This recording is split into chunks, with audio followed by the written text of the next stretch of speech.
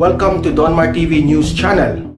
Duterte inaming ang donasyong COVID-19 vaccine ng US ang nagudyok sa kanya na kansilahin ng VFA termination.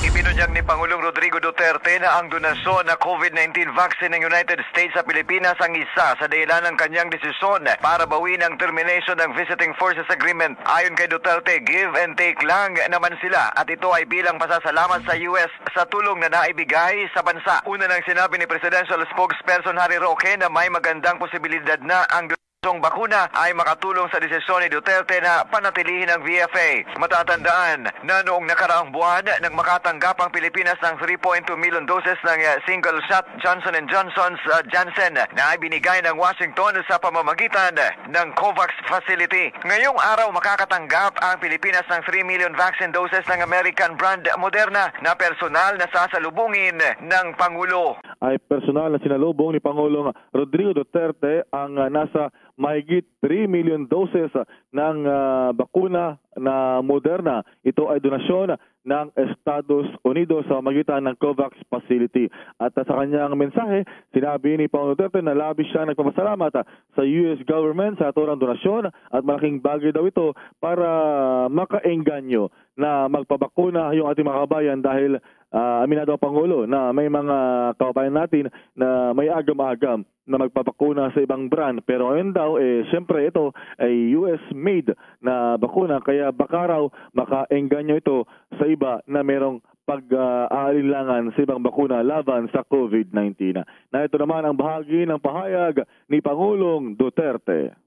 It is with joy and I hope we welcome today the arrival of more than 3 million doses of the Moderna COVID-19 vaccines from the United States of America. I wish to thank the United States for the generosity in sharing various COVID-19 assistance to the Philippines. I would like to extend my deepest gratitude to the COVAX facility for the continuous donation of these vaccines. We look forward to the delivery of even more life-saving vaccines in the country very soon. We are equally grateful for the donations of the key medical supplies and equipment and the provisions of institutional support of our COVID response. All of this have helped, and definitely will continue to help the Filipino people. Indeed,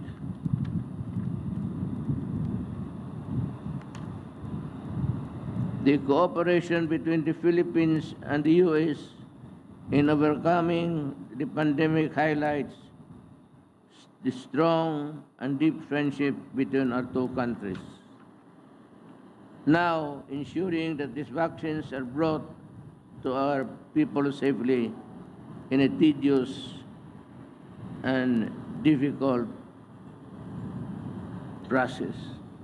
May I just make a segue of my talk to you? I know that it is the sentiment of America that the vaccines that should be given to the Philippines should go first to those who have least in life. Yung mga mahirap, the poor ones who cannot afford, and for those, who do not want to be vaccinated, we will try to entice them with the vaccines given by the United States. Sinupapalpal ng Malacanang si dating Speaker Pantaleon Alvarez na mahina yung kanyang pahayag na mahina ang pagresponde ng pamahalaan sa pandemya sa COVID-19. Sinabi ni Presidential Spokesman Harry Roque, mali ang mga paratang ni Alvarez. Kung pagbabatayan daw ang datos ayon sa Malacanang, nasa ika-6 na pwesto lamang ang Pilipinas sa Southeast Asia na may mataas na kaso ng COVID-19. Kung pagbatayan naman ang datos sa buong mundo, nasa ika-24 na pwesto lamang ang Pilipinas.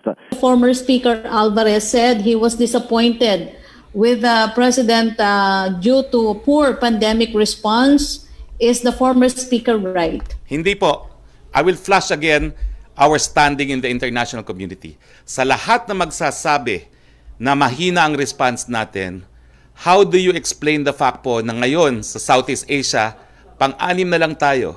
At sa buong mundo, ano po ang datos? Hindi po kami nag-imbento nito. Ito po ay galing sa John Hopkins. We are number 24 worldwide pagdating sa total cases.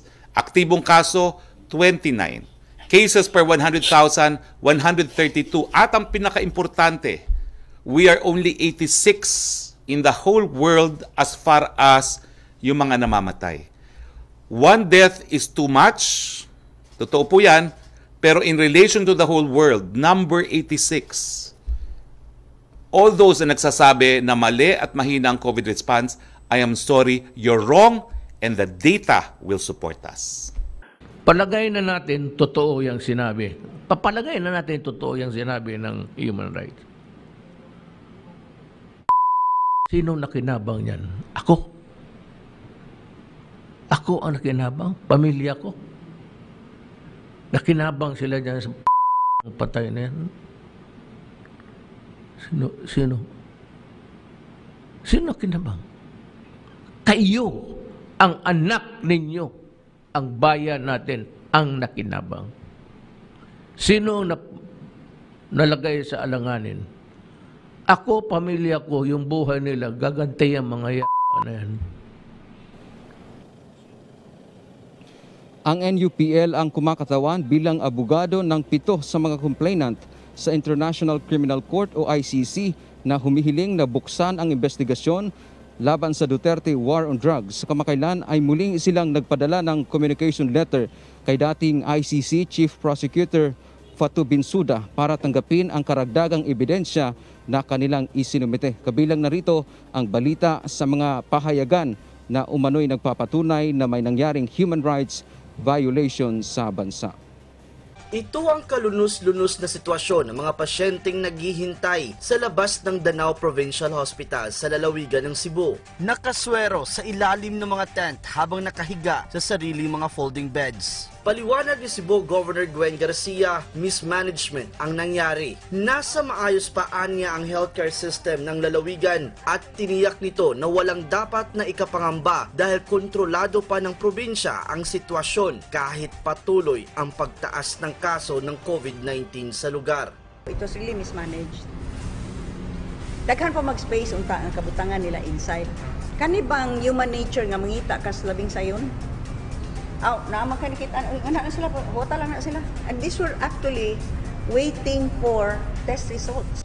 Ipinag-utos rin ni Garcia ang mga medical chief ng mga provincial hospital na agad na makipag-ugnayan sa ibang mga ospital sa probinsya para ma-decongest at maiwasang maulit ang mga kaparehong senaryo. We have 426 beds. Combined na, no? Diba? Ang Angman, 426 beds in one hospital. I'm talking of our 4 provincial hospitals and 12 district hospitals. Which, as I reminded them again, you can help each other. Samantala, mas manageable na ngayon ang lagay ng mga ospital sa Cebu City ayon kay Acting Mayor Michael Rama. Ayon pa kay Rama, naglaan na rin ang Cebu City LGU ng 4.5 billion pesos na pondo para sa kanilang medical healthcare system. Nakikipag-ugnayan na rin ang Cebu City LGU sa Department of Trade and Industry Region 7 para sa tamang handling ng oxygen tanks, maging sa polisiya nang sa gayon ay maiwasan ang hoarding. Wag naman lahat ay pabili ng oxygen. Kasi kung pabili ng oxygen, hindi man nakukonsume, wala ng tangke. Hindi naman po pwedeng diretso sa bulk. Hindi naman po pwedeng malaking tangke nandun yung mga pasyente.